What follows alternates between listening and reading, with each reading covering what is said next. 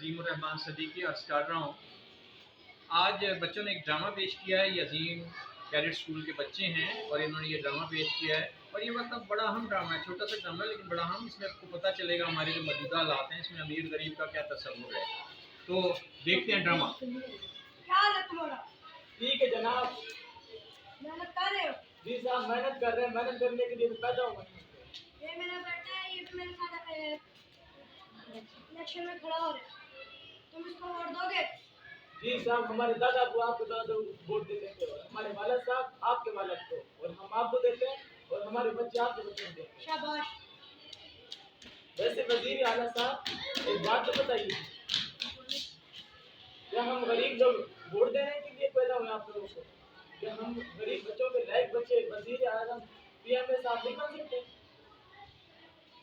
जी, तो ये सोचने की बात है। इस ड्रामे में वो कहते हैं कि क्या हमारे बच्चे सिर्फ वोट देने के लिए पैदा हुए?